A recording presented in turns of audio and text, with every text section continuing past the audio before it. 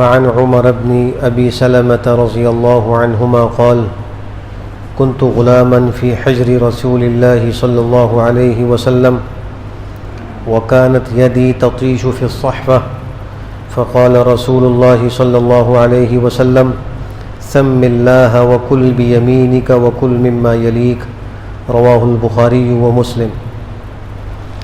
حضرت عمر ابن ابی سلمہ رضی اللہ تعالی عنہ سے روایت ہے، وہ بیان کرتے ہیں کہ میں بچپن میں رسول اللہ صلی اللہ علیہ وآلہ وسلم کی آغوش شفقت میں پرورش پا رہا تھا۔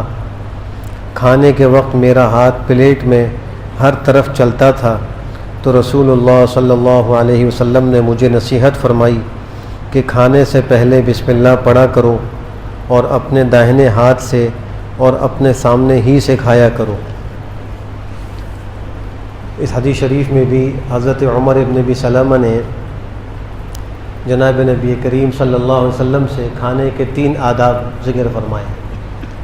حضرت عمر ابن ابی سلمہ یہ حضرت ابو سلمہ کے صاحبزادے ہیں، اور حضرت ابو سلمہ یہ جناب نبی کریم صلی اللہ علیہ وسلم کے پھوپھی زاد بھائی ہیں، اور ان لوگوں میں سے ہیں کہ جو بالکل شروع زمانے میں اسلام لے آئے تھے۔ ان کو سابقین اور اولین کہا جاتا تھا، اور ہجرت کے شروع ہی میں ان کا انتقال بھی ہو گیا تھا، سن 3 ہجری میں، اور بعض روایات میں کہ سن 4 ہجری میں انہوں نے وفات پائی۔ اور ان کی اہلیہ کا نام تھا حضرت ام سلمہ رضی اللہ تعالی عنہ۔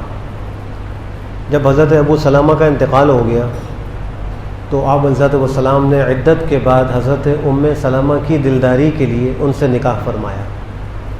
چنانچہ حضرت ام سلمہ ام المومنین میں داخل ہوئیں، اور ازواج مطہرات میں ایک اونچا مقام حضرت ام سلمہ کا بھی ہے۔ یہ انہی کے صاحبزادے ہیں جو حضرت ابو سلمہ سے ہوئے تھے، ان کا نام ہے عمر۔ جب حضرت ابو سلمہ کا انتقال ہوا تو نبی کریم صلی اللہ علیہ وسلم ان کے گھر تشریف لے گئے، اور جا کر حضرت ام سلمہ سے کہا کہ تم انا للہ و انا الیہ راجعون پڑھو، اور یہ دعا کرو اللہم آجرنی فی مصیبتی واخلف لی خیرا منہا۔ یہ مصیبت کے وقت کی مسنون دعا ہے کہ اللہ مجھے میری مصیبت میں اجر عطا فرما اور مجھے اس کا بہترین بدلہ عطا فرما۔ حضرت ام سلمہ کہتی ہیں کہ جب آپ نے یہ دعا مجھے تلقین فرمائی تو میں نے اس کو پڑھ تو لیا، لیکن میں دل میں سوچتی تھی کہ ابو سلمہ سے اچھا شوہر کون ہوگا، وہ تو بڑے اچھے شوہر تھے، ان جیسا کون ہوگا، میں یہ سوچتی تھی۔ لیکن دعا کی برکت دیکھیے کہ عدت کے بعد سرکار دو عالم نے پیغام میں نکاح دیا، اور وہ ساری امت کے مومنوں کی ماں بنی۔ تو اس دعا کی برکت سے اللہ نے ان کو کتنا بہترین نعم الولد عطا فرمایا۔ تو ان کے صاحبزادے یہ چھوٹے تھے، اور جب شادی ہو گئی حضرت ام سلمہ کی آپ کے ساتھ، تو یہ آپ کی پرورش ہی میں آ گئے، اور آپ ان کی پرورش بھی کیا کرتے تھے، چھوٹے تھے۔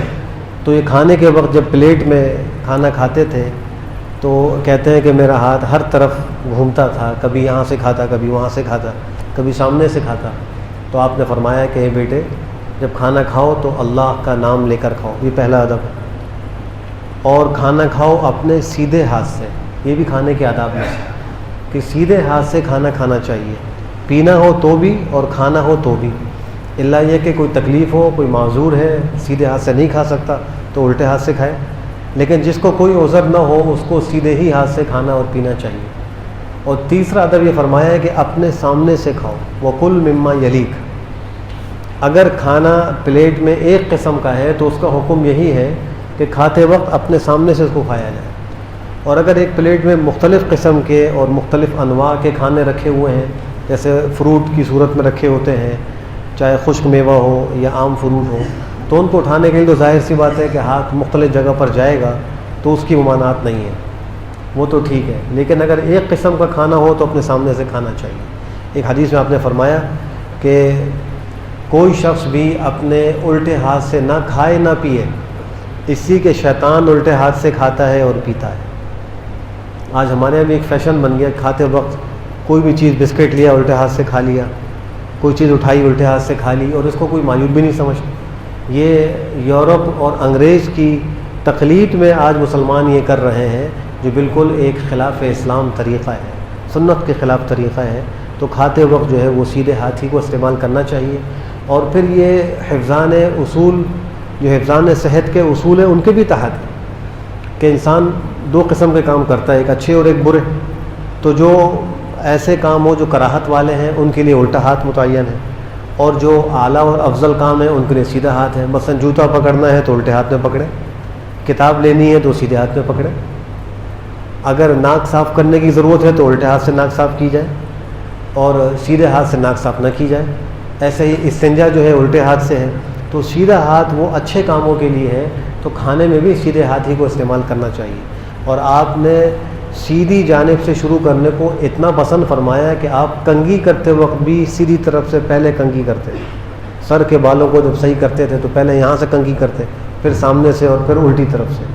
داڑھی میں جب کنگھی فرماتے تو پہلے سیدھی طرف سے داڑھی میں کنگھی کرتے، پھر سامنے سے اور پھر الٹی طرف. اس میں بھی آپ جو ہے وہ دائیں طرف کا خیال کرتے تھے. جب جوتا پہنتے تھے تو پہلے سیدھا پیر داخل کرتے تھے، الٹا پیر بعد میں داخل کرتے. جب اتارتے تھے تو پہلے الٹا پیر جوتے سے نکالتے تھے اور پھر سیدھا پیر نکالتے تھے. مسجد میں جب داخل ہوتے تھے تو پہلے سیدھے پیر کو داخل کرتے کہ اعلیٰ اور عرفہ مقام ہے. جب مسجد سے باہر تشریف لے جاتے تھے تو الٹے پیر سے نکلتے. بیت الخلاء جاتے تھے تو الٹے پیر سے داخل ہوتے تھے کہ چونکہ وہ اعلیٰ اور عرفہ مقام نہیں ہے، وہ تو تقاضے کی جگہ ہے.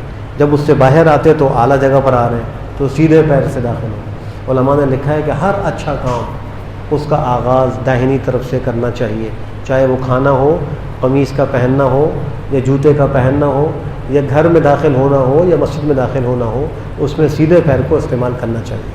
کھانے کا ایک ادب یہ ہے کہ جب کھانے کے لیے بیٹھیں تو جوتے کو اتار دیں. جوتا اتار کر کھانا کھائیں. ایک حدیث میں آپ نے فرمایا کہ جب کھانا تمہارے سامنے رکھا جائے تو تم پہلے جوتے کو اتارو، اس لیے کہ یہ تمہارے قدموں کے لیے زیادہ راحت کا باعث ہے. فی نفسی کھانا جائز ہے جوتے پہن کر، حرج کوئی نہیں، لیکن پیروں کی راحت اسی میں ہے کہ جوتوں کو پہلے اتار دیا جائے. کھانے کا ایک ادب یہ ہے کہ اگر زیادہ گرم کھانا ہو تو اس کو نہیں کھانا چاہیے، ٹھنڈا کر کے کھانا چاہیے. حدیث میں آتا ہے کہ آپ کے پاس سرید لایا جاتا تھا، گوشت کی بوٹیاں اور روٹیوں کے ٹکڑوں کے ساتھ اس کو پکا کر ایک کھانا بنایا جاتا تھا جس کو سرید کہتے ہیں، اور آپ نے سارے کھانوں کا سردار سرید کو فرمایا. ایک حدیث میں آپ نے فرمایا فضل عائشہ علی النساء کفضل السرید علی سائر الطعام. اگر صدیقہ عائشہ کی فضیلت عورتوں پر ایسی ہے جیسے سرید کی فضیلت تمام کھانوں پر، وہ تمام کھانوں سے افضل ہے، ایسے ہی صدیقہ عائشہ تمام عورتوں سے افضل عورت ہے. تو یہ آپ نے فرمایا سرید آپ کے پاس لایا جاتا تھا اور وہ بالکل کھول رہا ہوتا تھا تو آپ اس کو ڈھک کر رکھ دیتے. جب اس کی حدت کم ہو جاتی پھر کھاتے اور فرماتے کہ یہ کھانے کی برکت کے زیادہ باعث ہے، اس میں زیادہ برکت ہوتی ہے. تو ایک ادب یہ معلوم ہو کہ کھانا کوئی ٹھنڈا کر کے کھانا چاہیے، تیز گرم کھانا نہیں کھانا چاہیے. اللہ سبحانہ و تعالی ہم سب کو ان آداب کی رعایت کی توفیق نصیب فرمائے.